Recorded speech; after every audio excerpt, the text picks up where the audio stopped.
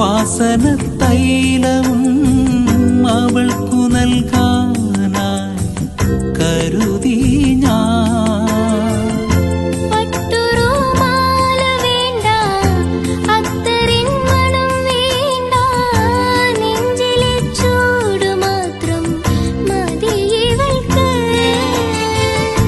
കടവത്തു തോണിയിറങ്ങാൻ കരിവളക്കൈ പിടിക്കാൻ അതു കണ്ടു ലാവ് പോലും കൊതിച്ചോട്ടെ.